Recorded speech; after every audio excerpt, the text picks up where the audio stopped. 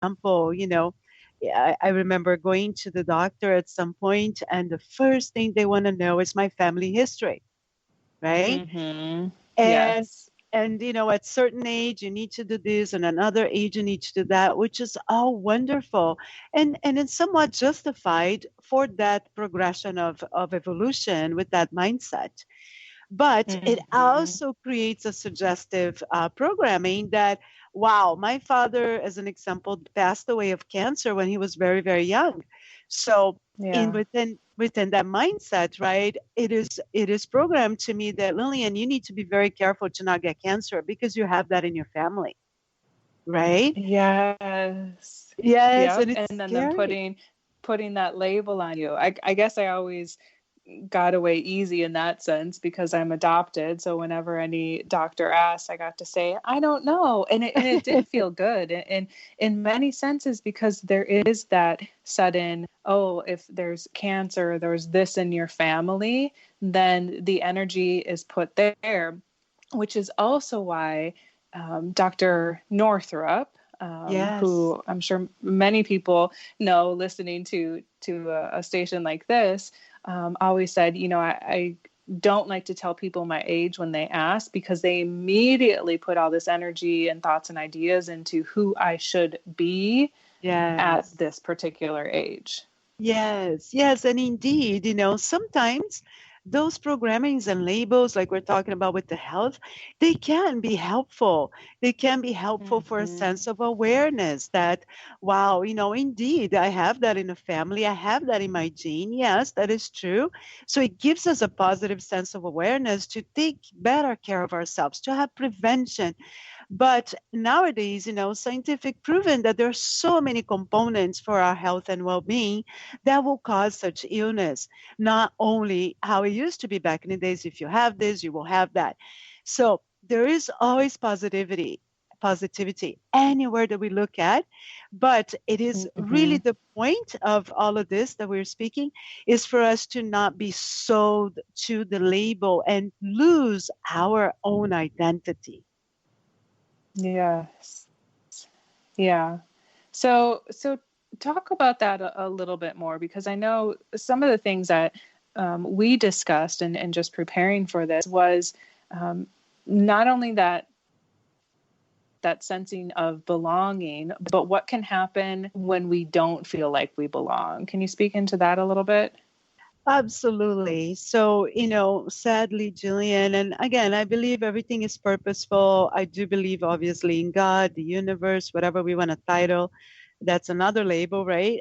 But I do definitely Yes. believe in a higher source for sure. And I personally believe that everything is under control. Although nowadays, specifically, it's crazy to think that could be under control, as it looks like so not under control, right? But Mm-hmm. ultimately, unfortunately, in society today, the suicide rates, drug overdose, abuse of being numbed, really, truly, to escape reality, even virtual games nowadays, so popular, right? Because there is Yes, a great, virtual reality. yes, virtual reality, which it can be a magnificent playground if you are grounded. Because, boy, if Mm-hmm. there is ever a way to manifest, welcome to virtual reality, right? Yes, that's so true. Become that, Good right? So point. Yep. always a positive. But unfortunately, looking at the not so positive side, looking into the fear that we all carry, and we try to, in different ways, to tame that and to transmute into light, right? So unfortunately, with those labels, it creates the division, it creates the separation, and then it creates the denial, right? I am not good enough because dot dot dot, because I'm not skinny, because I'm not pretty, because I'm not Mhm. wealthy, because I'm not white, or because I'm not purple, or because of whatever, right? And Yes. that sense of alienation is indeed, in my opinion only, it creates a such sense of vulnerability, which again, vulnerability can be a great server, but a terrible, terrible master, right? So, and Mhm. that's when we spin. And sometimes, indeed, people are so attached to those labels that one of the reasons why we have such addiction issues, we have such suicidal rates, they're so, so high, unfortunately, is because people just want to check out because they cannot handle the alienation that the label, mostly societal label, is input into the individual. Yes.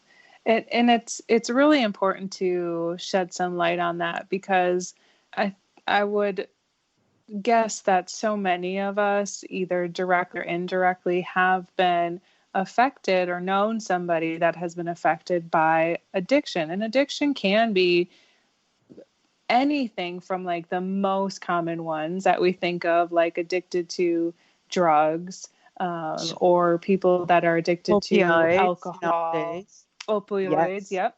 Yep. But it can also be addicted to love, and not in Yes. a healthy way, addicted to food, addicted to virtual reality games. It's anything in my mind. And let me know if you are on the same page or what you want to add. But in my mind, it's what's that thing that we do to remove ourselves from the reality of what's going on. It allows an escape for us. Absolutely. Absolutely. Jillian, I call that, excuse me, I call that the carrot.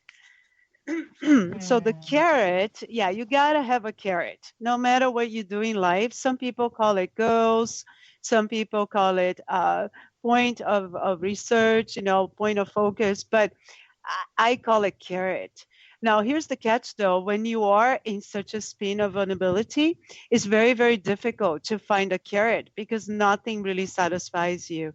So it is best to not get to that point of denial, of fear, of Mhm. that spin.